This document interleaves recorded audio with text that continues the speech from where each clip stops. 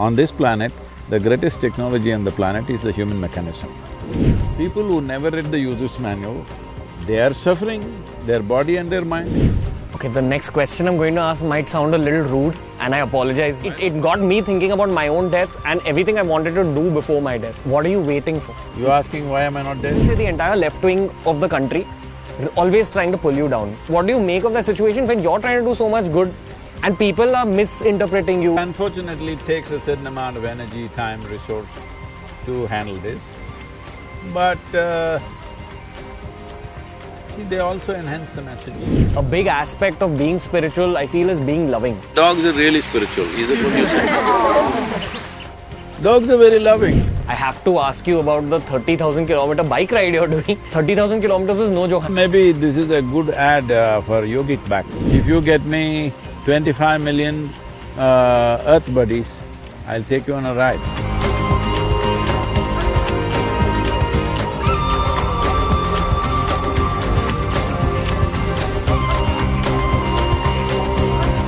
I think this has already become one of the most fascinating moments of my life, being in the middle of nature, speaking with you.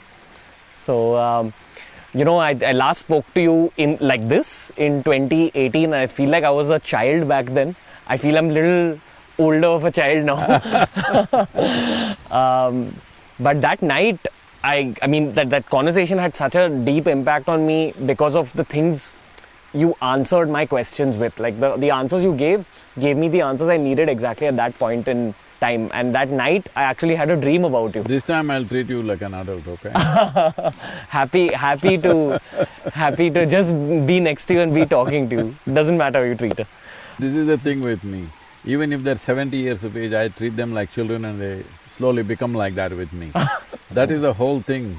With time, people are getting crusted. That is the whole thing about life, that you don't get crusted and rusted just because of time. No, I agree. So I'll still treat you as a child, okay? Happy and honored to. Happy and honored to be treated like a child. Sadguru, it just breaks my heart that I'm having such a beautiful moment here with you, and our world is in the middle of a war right now. Not the world, only two nations. Two nations? No, it's very important we don't exaggerate this, because we should never move into that thing about two world wars have happened. We should never ever move in that direction. Conflict should not happen, but in case it happens, at least it must be contained. Everybody should not jump into it. What do you think goes on in those few men's minds, you know, the ones who are the decision makers? Why would you consciously choose to go to war? It can't just be for economic reasons, there has to be a thought of ego as well, I feel. See, these are very superfluous judgments, but we must understand all this is rooted in our strong sense of identity, and we want our identity to dominate somebody else's identity. So nationhood is a very strong identity. The identity is consciously built and encouraged to a point that you're willing to shed your life for your nation, which is always considered a great virtue, right? If I'm willing to shed my life for my nation, I'm also willing to take your life for that. That is a natural process. Whether it is nation, race, religion, caste, creed, or even your individuality, if you're unnecessarily identified, you will get into unnecessary levels of friction and conflict. Sadhguru, but isn't identity just another word for ego? Like I've constantly been thinking lately a lot about this concept of ego. The more you think about… See, when you say it's a concept of ego, that means you made it up. Why do you make it up? Okay, fair. My follow-up question… I didn't make it up, so I don't have it. These are the kind of answers that just play with my head, okay? And I'm not ready for the next question yet, but I'm still gonna throw it at you. So, okay, the next question, honestly, is the other kind of concept that fascinates me a lot in this world and kind of still makes me feel bittersweet about the times that we live in. It's this concept of Gen Z, which is Generation Z, which means kids that are roughly born after 97. Wait.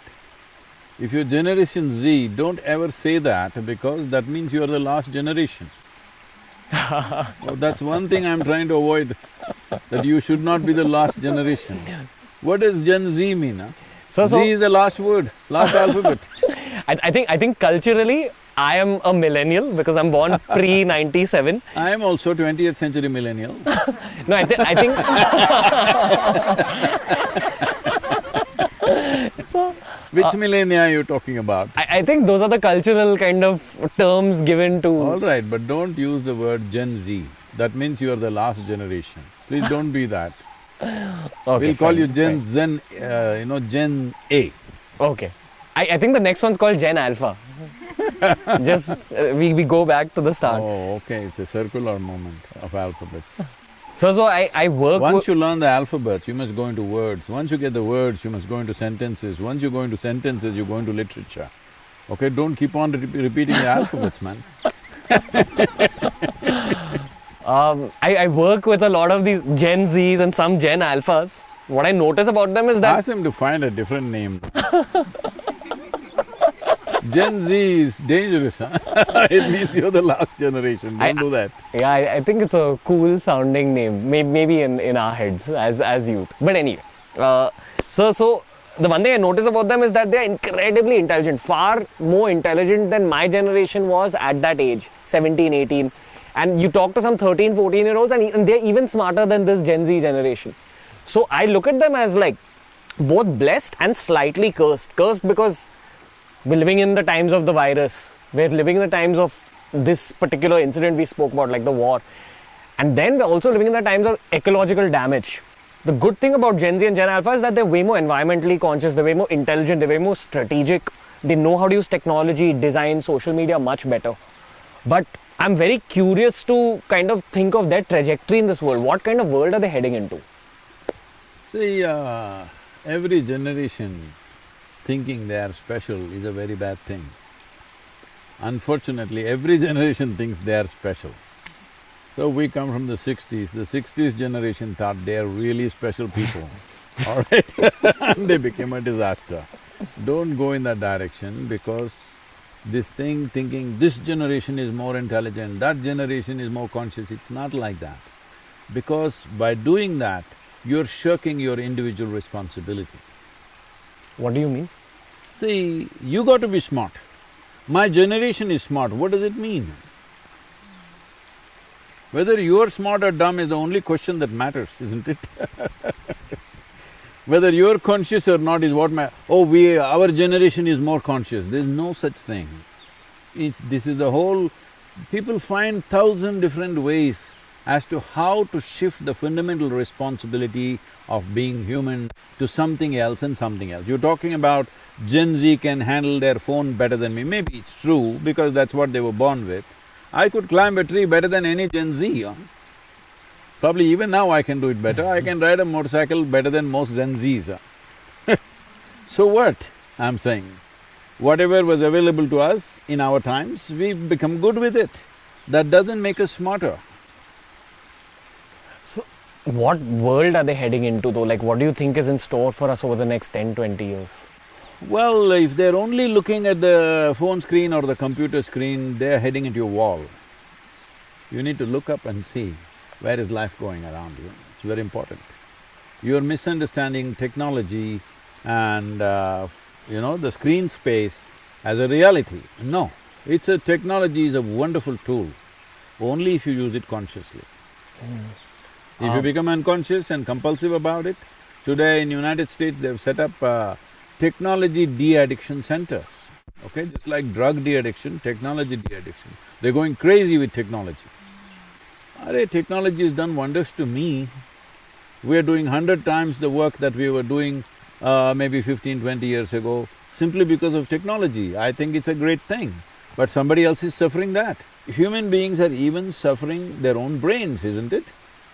If they didn't have a brain, they would be peaceful. Because they have a brain, they're saying stress, stress, stress. Because you don't know how to handle the highest technology which is here.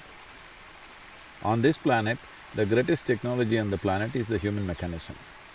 People who don't know how to handle it, people who never read the user's manual, they are suffering, their body and their mind.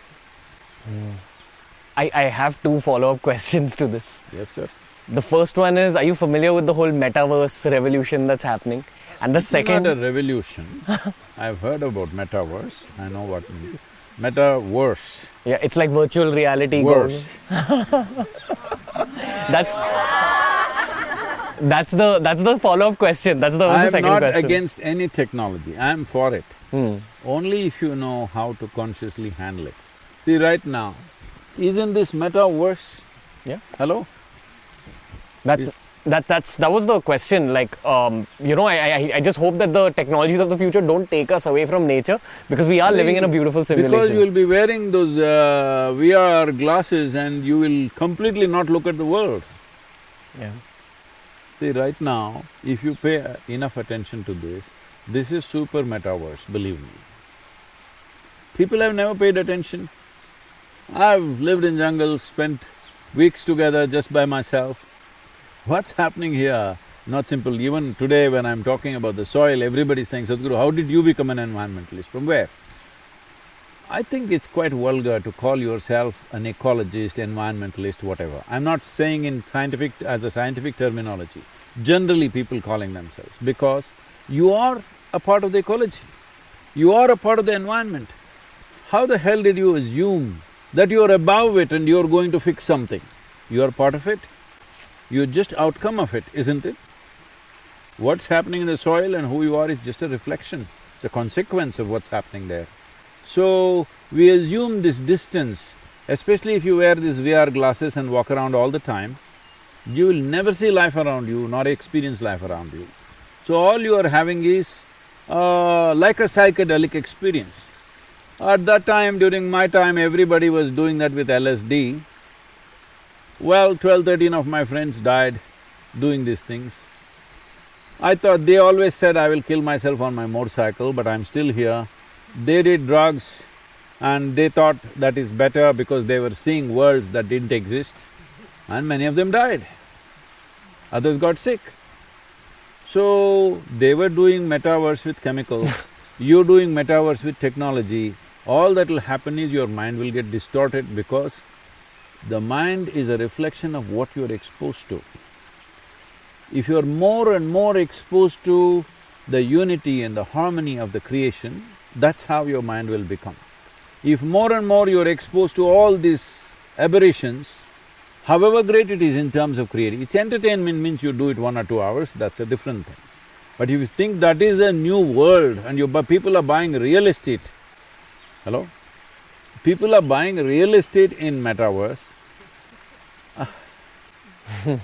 there can't be a dumber thing than that, okay? Especially after… See, you buy a real estate in the false world. False estate, it's not a real estate. Especially after the conversation I heard of yours with Prajakta right now, just before this, where you were kind of dishing out pieces of truth from the near future, where you said that 90% of the organic content in soil has deteriorated all over the world. You know, you spoke a lot about generally the deterioration of our planet. I feel like that's the pertinent issue, but people don't focus on all the holes in the boat, they just focus on making the boat larger and larger. And you know, we're speaking about billionaires of the world like Elon Musk, all these people, they're trying to colonize Mars, they're trying to do all that terraforming, but here our planet is getting affected. And I feel that's the issue that Gen Z needs to talk about a lot more. Sorry, Gen whatever, Gen… but the younger folks need to know these truths. You can call them, instead of Z, a closer term would be C, Gen confused. That's not a popular thing to say, but I'm telling you, this is very important that you don't label yourself. Already people are putting enough labels on you. You are Indian, you are brown, you are white, you are this religion, that caste, this creed, all kinds of rubbish labels they're putting on you. Don't put one more label on yourself, because every label will restrict you in some way, isn't it? Will it not? Yeah, yeah. So don't put any labels. Why don't you just live here as a living thing, breathe and exist and reverberate at the highest possible level, that's all you can do with life. Rest is all your imagination. Do not misunderstand your imagination as reality, this is very important. If you confuse psychological reality as existential reality, you will suffer immensely in your life. This is what is happening to people. What is it that they're suffering? Or is somebody putting pins into your body? No, you're just suffering your own mind, isn't it? The greatest thing that's happened on this planet, if you ask me, in terms of technology and in terms of possibility, is human mind. But you suffer that all the time. And if I say, it doesn't matter whether you were born yesterday or you were born 100 years ago, if you are suffering your own mind, you are Gen Z. Yeah. How do we get people generally to just be a part of this safe soil movement? After your chat with Prajakta, I have understood the significance of it. But my question, maybe this is a capitalistic question, but how do we actually grip people's attention and tell them, listen, this is what's wrong with the planet? See, first thing is, the younger generation needs to understand food comes from land. Your body that you carry, which matters to you, this comes from land, this is land. This is called human because this is a consequence of the humus in the land. So take some time to find out how much humus is left wherever you are. You're living in a city, everything is paved, all right? Paved land and plowed land, disaster on the planet. It is very important, soil is a recycle all the time. Dead life is going into it and life is coming out of it. The most miraculous thing about soil is this. The miracle of the soil is that nowhere in this entire universe is there a place where you can sow death and it sprouts life, bursts out with life. Bury something dead here and just see in a few days how much life will be happening around it. Tell me, show me one place in the entire universe where this can happen.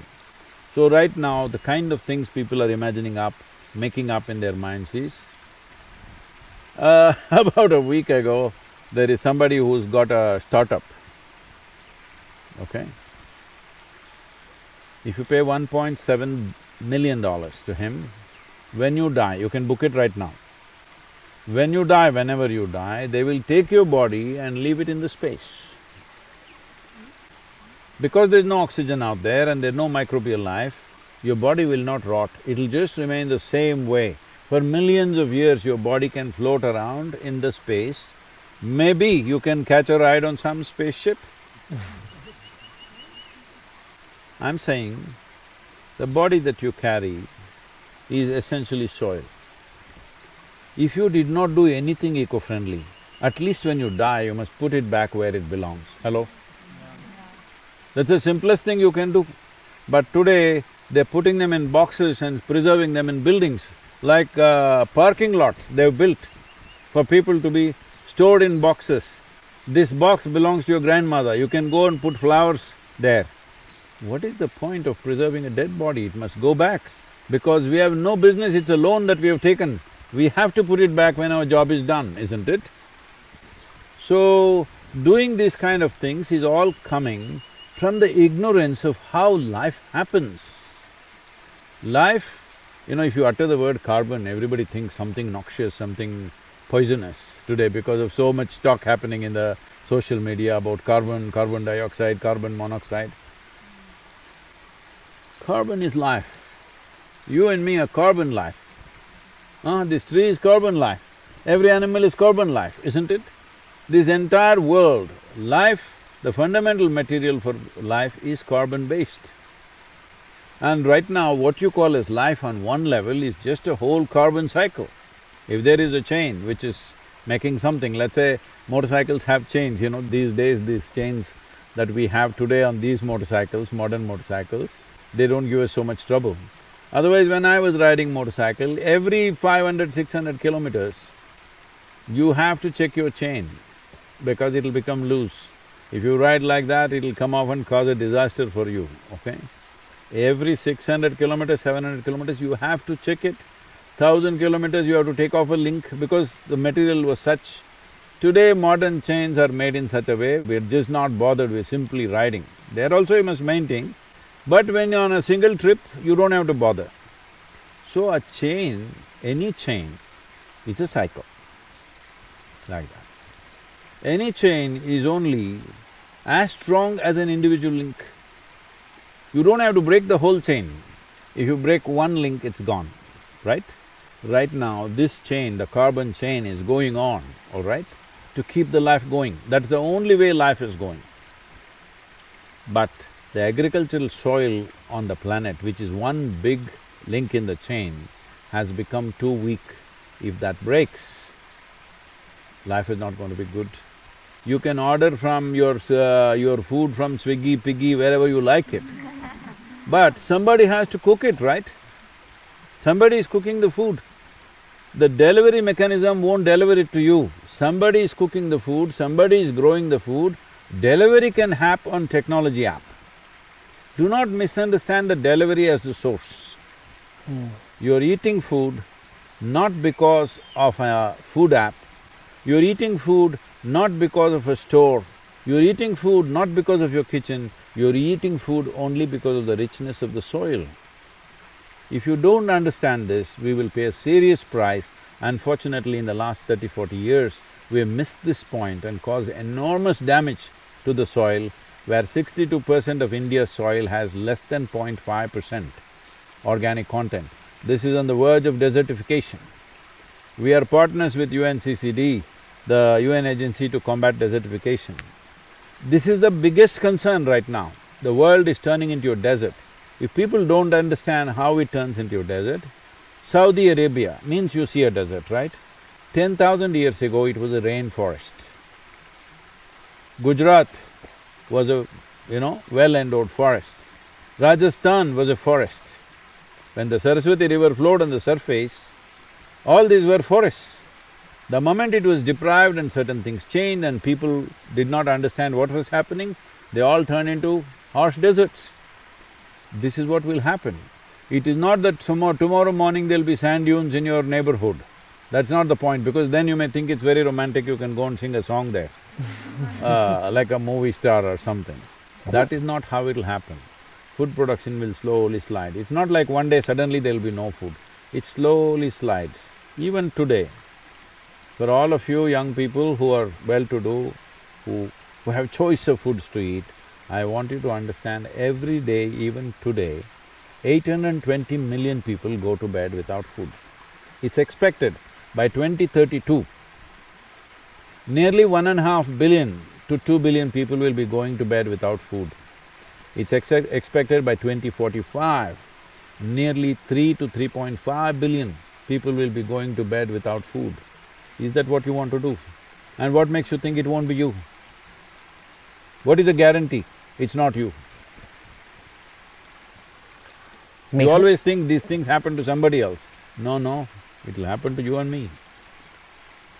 I've been reading a lot of historians' work like Graham Hancock, Yuval Noah Harari, and they keep talking about how history is so deep that there's no way we can even know what happened before 10,000 years or 20,000 years. So I always think that maybe there were civilizations that actually made some wrong moves from an environmental perspective, and Mother Nature came to bite back. Do you think this is another cycle, just like that? See, it has happened.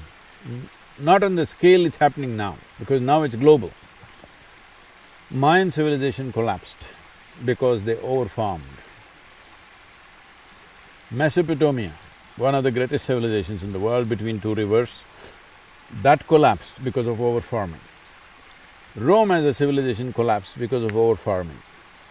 Because those days there was no massive transportation systems like railways or ships and things like that, once they could not grow food, that city would collapse. You are not growing any food in Mumbai, all right, but you can get food from all over the world. But how long do you think it'll work? Without the needed food growing around you, how long will it work? And once there is a shortage in that source, they will stop sending food to you. Already it's happening to many places. Okay, the next question I'm going to ask might sound a little rude, and I apologize. I'll also be rude, no problem. That's fine. You're allowed to be rude, yeah. But and I'm asking you this from the perspective of me studying a book called the Garud Puran lately, which speaks about death. So Oh, you're thinking what punishment I should get, is it? no. It got me thinking about my own death and everything I wanted to do before my death. So all these campaigns you're taking on, be it Save Soil, be it Kaveri Calling, are you doing it from a perspective of you want to create an impact in the next 20, 30 years? Because you're doing some extreme stuff like the 30,000 kilometer bike ride. It's harsh on anyone's body. So it gets me thinking that, firstly, Sadhguru, it's a two-pronged question. I'm very sorry if this is coming off as rude, but I'm curious. Do you ever think about your own, your own moment in time? And secondly, how do you… My moment in time, I am fully sorted out on that. Completely sorted out. I don't have such bother at all in life. Do you think about it at all? No, because I will decide that moment. I'm not thinking it'll happen like that to me. What are you waiting for? Like, why… You're asking why am I not dead? Why have you not chosen it yet? Well, still the water is flowing. People around me are still thirsty to know and to grow. If they show little boredom in front of me, I'll be gone. They better know that. Yes, that's how simple it is for me. People who sit in front of me, if they show boredom, they think, what is he talking about? Well, I'll be gone. Again, this is going to be a slightly rude question, and I apologize to like everyone here. I see what you're trying to do. I've visited the ashram, I've come to Coimbatore, I've seen all the work that's going on, I've seen the energy of everyone, and there's a lot of good intent here, especially when it comes to the environment, especially… Not a lot of good intent, only good intent. There's only good intent here. And you have people in the world of politics, people in the world of media, I would even say the entire left wing of the country, always trying to pull you down. I feel those same people, there's pockets of it which try to pull me down as well.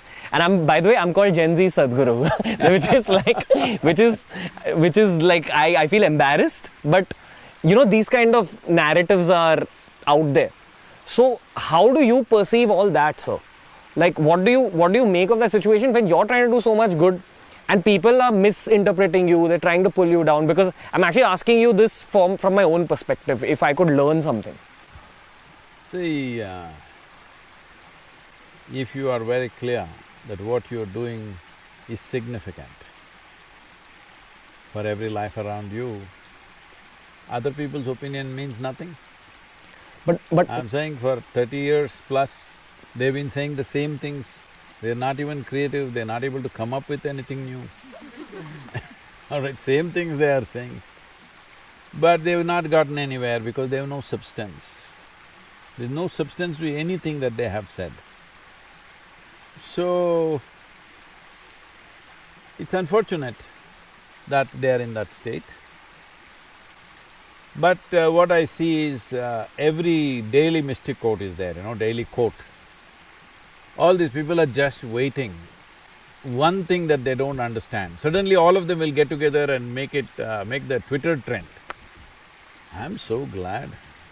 Because every day they're reading my quotes, even people who are here are not reading. They're reading, okay. I'm saying every day carefully they're reading my quote. The day they don't understand, they think I've made a mistake. And boom, they'll go. I'm glad. I've worked in prisons, both in India and United States. I've worked with hardcore criminals who have come for murder, rape, worst possible things that a man can do. For those things they have come. And I've seen significant transformation in their lives simply because of 2 days or 5 days of contact with me. These guys who are continuously following me, I'm very confident one day they will be very transformed. I wish them the best. But it's not just about the opinion, Sadhguru. I feel if you are in the middle of your own purpose, sometimes people will Yes, even… it unfortunately takes a certain amount of energy, time, resource to handle this. But see, they also enhance the message. Any publicity is good publicity. I don't think this is publicity, I've never looked for publicity. Actually, people may find this difficult to understand. I'm an extremely private person. really. I'm public because I consider all of them as part of myself, only in that sense. Otherwise, I'm not public in any sense. So, it takes a certain amount of, in your stride, a little bit of extra… It's like you're walking and somebody hangs onto your leg, you still have to walk, you walk, but they're lightweight. It's okay. I'm saying, whatever they've been doing for 25 years, they're not able to prove one point and say, okay, this has actually happened. How long will people believe this kind of trash endlessly? Slowly they're losing their traction, they're feeling stupid. Many of them have started following us in a positive way. Many journalists who… from yellow magazines and stuff, who started this whole scandalous thing about us, today they're all devotees here. Others will come. What do you think is that person's journey who has that much anger in their heart? See, some of them are genuinely angry because there is bitterness in them. From their own life? Yes. Lack of being significant in the world. This is not just about me. They're attacking sports people, they're attacking actors, they're attacking artists. Anybody who's successful, they're attacking them because they're anti-success. They want to succeed, but they must have failed repeatedly in their lives, in everything that they do. Now anybody who is successful, they want to pull them down. Just tell me who's been spared, which arena of life has been spared. Politicians who are elected, they will pull them down. Sports persons who are very super successful, they pull them down. Spiritual people, of course, the thing is on. But they don't pull down all the spiritual people. If they're ineffective, if they're not a big success, they're not pulling them down, they're not disagreeing with them. Yeah. All right? So they're essentially, rankled by somebody's success, which shows lack of significance in their own life. I wish them success so that they can relax and be positive about life. So I'm very hopeful about India going forward as a country. I feel it'll be a change maker in this world. They say that India is the spiritual capital of this earth. I don't know if that's true. I would like to believe it. A big aspect of being spiritual, I feel, is being loving. And we're seeing so much me versus you in this country, as in not me versus you. I would not… Let's settle this. Who told you being spiritual is being loving? Isn't it about spreading love? Then get a dog. Then dogs are really spiritual. Is that what you say? Dogs are very loving, come on. I mean, Tell me yes or no. Yes, sir. They're very loving. So they're all spiritual? I don't know. Wag your tail all the time and you're spiritual? Please don't do that. But, sir, like, how do we get the country united? Because I feel that repeatedly our country has been invaded and affected and brought down because of this whole divide and rule policy. People caught on to the fact that we play a lot of me versus you. So again, for the next 20, 30 years, how do we work on that aspect of unity to build businesses, to build movements, to save soil, to help the environment? Because I feel that we've been given a gift to be born in this country and we're not valuing it enough as a unit. And there's too much ego, there's too much anger, there's too much hate, especially post the pandemic. So what's your advice here? See, don't judge the whole country by looking at a television screen or a social media platform. No, just walk around here, just walk around in this village or in the city. You don't find anybody in anger, you don't find anybody beating up somebody, do you? No, no such thing happening. Some incidents happen, 1.3 billion people, some incidents here and there happen, unfortunately. Lives are lost, injuries have been caused to other people, which definitely needs to be dealt with. There is no one way to deal with that, there is law enforcement, there is a certain sense of harmony in the society, all these things matter. These are not overnight jobs, this is something we need to strive for. As you said, historically, we've gone through a whole rigor of invasions, worst kind of invasions. We have not documented it very well as other cultures have. but we have gone through and taken a beating that very few populations in the world have taken, most cruel kind of battering we have taken. But we're still not bitter, that is what is beautiful about us. People have come, subjugated us, made us feel like, you even have to pay a tax for being who you are, all this, but we are not bitter. That is a great thing, okay? We are not bitter. Yesterday what happened, for that we are not bitter. But making sure that doesn't happen again to us tomorrow is also equally a responsible thing to do, for which we are building a strong nation right now. We should have done it sooner, it's 75 years now, but we are doing it. A little slow, but for the size of the country and the diversity of the nation that we are, I think we are doing well. Do you think fiction, films, stories are a good way to unite the country? Because that's my only hope, honestly. Or sport, that's the other one. Definitely, we must use every means. I do not ascribe to this, that this is the way.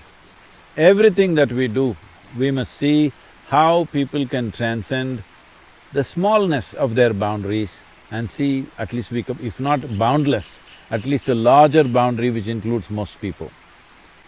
So, if you don't strive for that, your life will naturally be constantly in conflict with something or the other. For the well-being of the individual and the well-being of the society and the nation, it's very important that there is a larger identity with which we can move forward.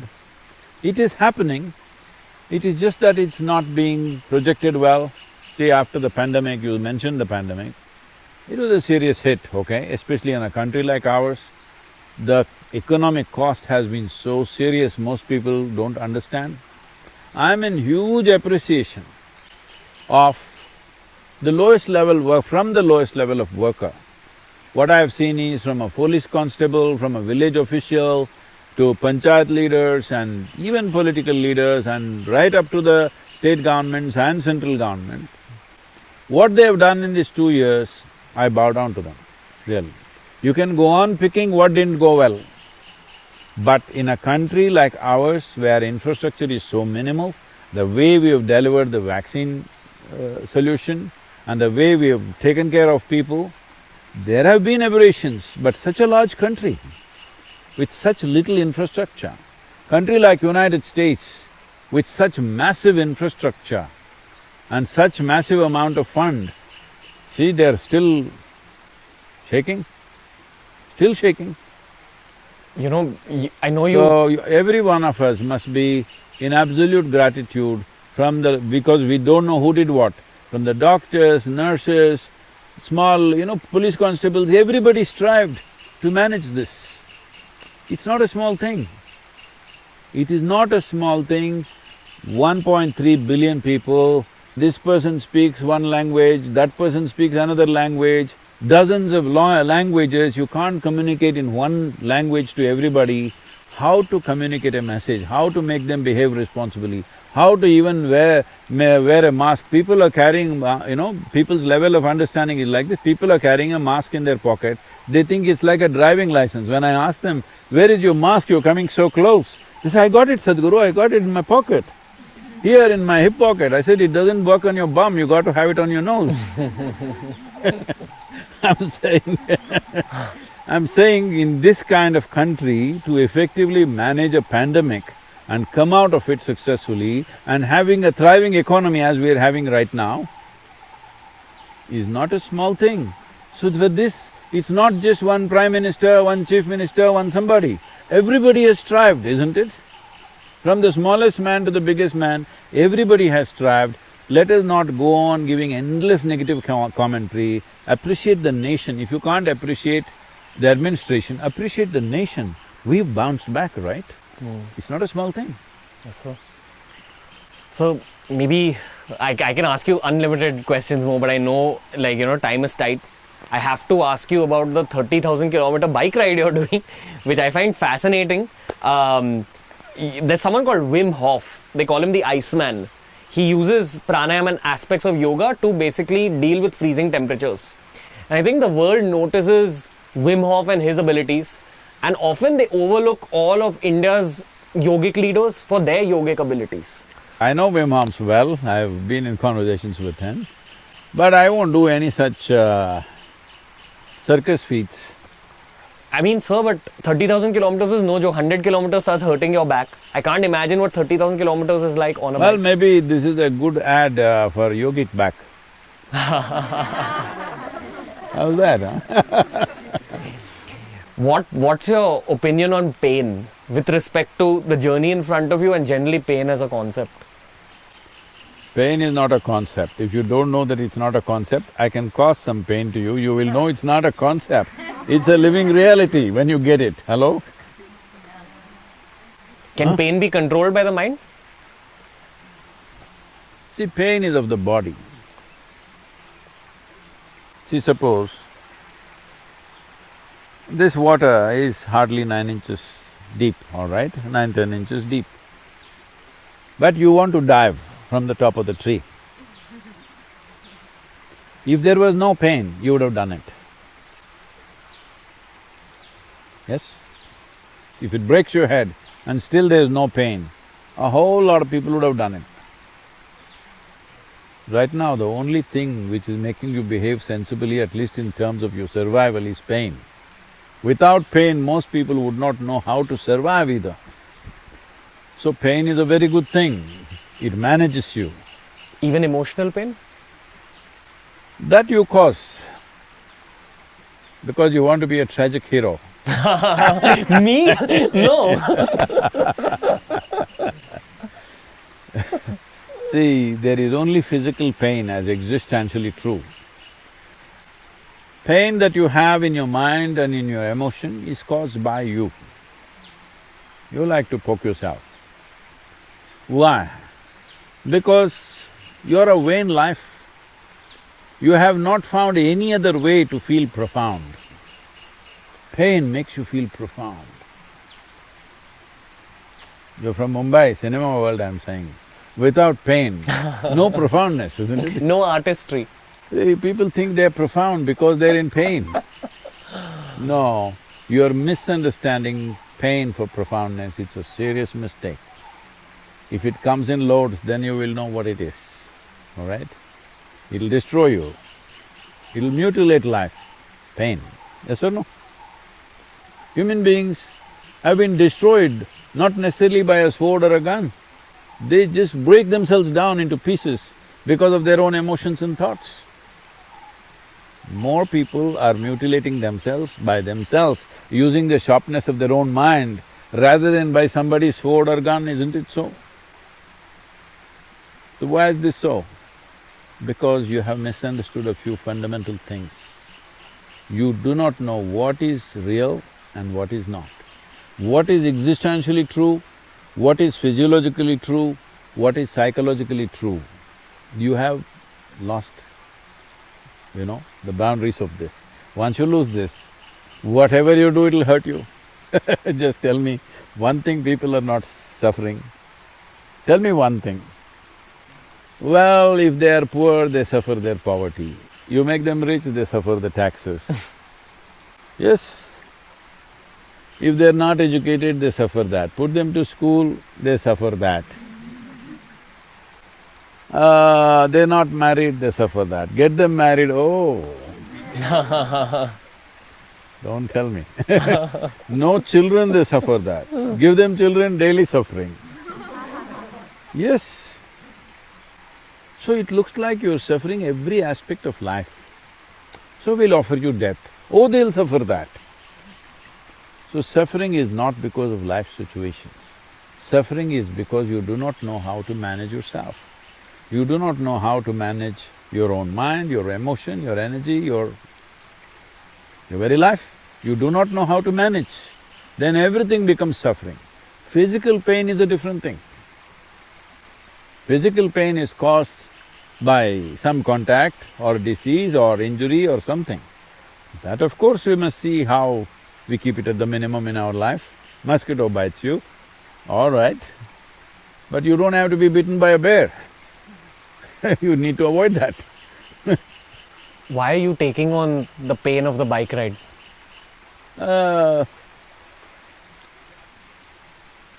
You are assuming that it's painful. It is risky, not painful, risky. One thing is, I'm riding in the winter, European winter, northern European winter, where it's snowing, probably roads are icy. Being on two wheels on an icy road is not a joke, it's risky. Then I'm coming into Arabia, where temperatures are anywhere between 38 to 40 degrees. I could melt away there like snow.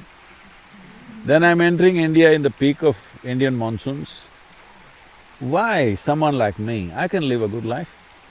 I can live a very comfortable life because wherever I go, people will take care of me. Any part of the world. What is the most exotic place you can think of? If I say I want to live in the Alps mountain, people will set up a home for me. I don't have to have $1 in my pocket. If I say I want to live in Himalayas, somebody will set up a wonderful place for me. If I say I want to live on the ocean, somebody will get a big yacht for me, I'm telling you. I can live very well and very comfortably. Why am I doing this? Because I want all of you young people to understand, if we don't do this now, we will regret seriously and your Generation Z label may come true. For half the population at least. If not for the whole population, for half the population it may come true, wherever you put me. Because I never sought comfort. I've slept in the jungles, I've slept on the trees, I've bitten head to toe by insects. When I came back after 2-3 weeks of being in the forest, people wouldn't recognize me because head to toe insect bites. You can't recognize me, it's all like this, my face. But I didn't suffer. So I've never sought comfort, so I never suffered. But I've lived an extremely engaging and intense life. And my experience of life is in a way that I will not exchange this for anything in the universe. You give me anything, if you give me a mountain of gold, I will not exchange this. Just now, I was in United States in Los Angeles. This guy comes and he wants to meet me and he has a presentation to make. I said, what is it about? He said, something about our online properties, he wants to make a presentation. I said, okay, let me see what it is.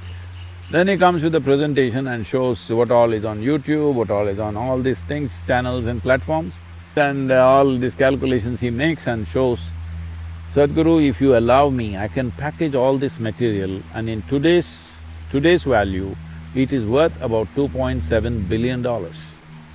I can package this for you and get you that kind of money in the next few years. I said, what do I do with $2.7 billion? Get me 8 billion people, that's what I'm looking for. Right now, for Save Soil movement, just get me 3.5 billion people, the job will be done. Do that, huh? If you get me 25 million earth buddies, I'll take you on a ride. All right, on the motorcycle. Your back won't break, believe me. Challenge accepted. Yes. No. Sadguru, thank you. Maybe just one last selfish question because I don't get this opportunity all the time.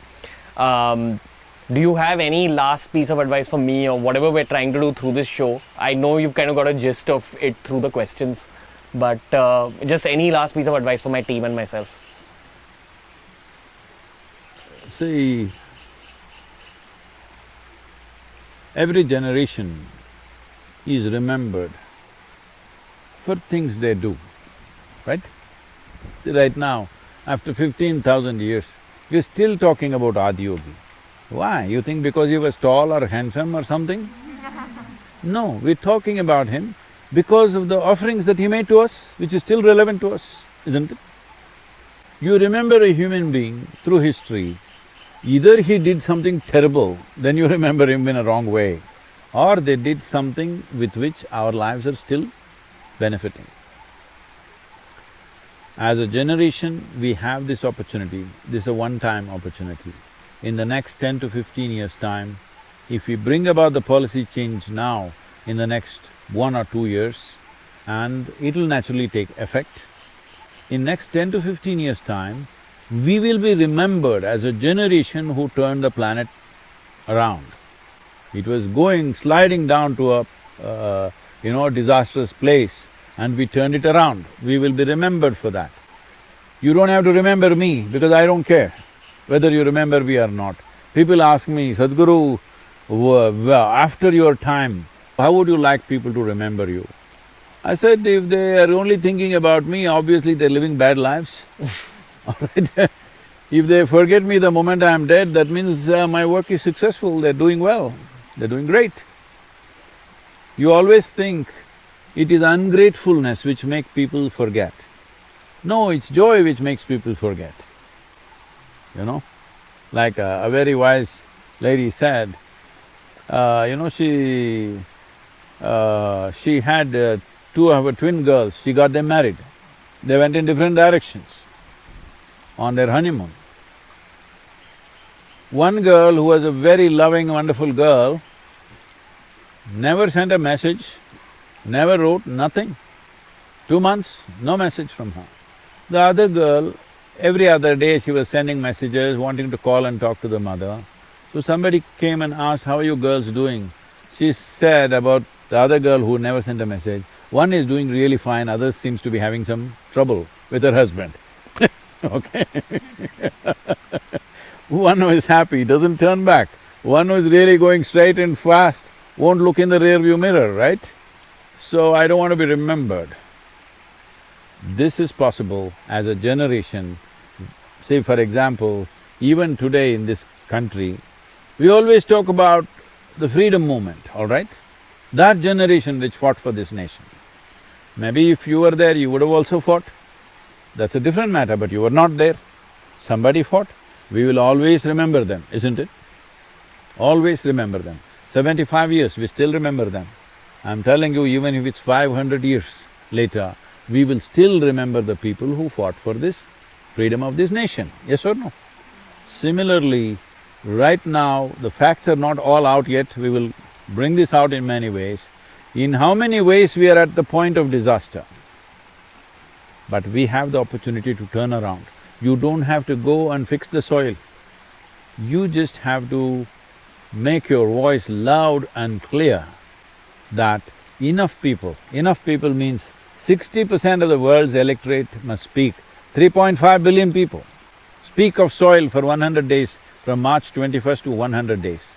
Do this, I will make sure every government in the world will bring soil-related policies into their policy system. I will do this because I am fully organized with that, UN agencies are with us, I am speaking at the COP15 in Ivory Coast, addressing 170 nations. We will do this, but people need to be there.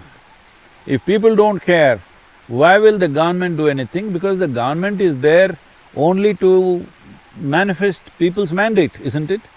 If people's mandate is not about these concerns, they will not manifest that. That is the responsibility that you have. Use your Wi-Fi and a little bit of your brains. It helps. Thank you, Sadguru. Namaskaram. Bow down to you and just thank you for the opportunity once again. Thank you.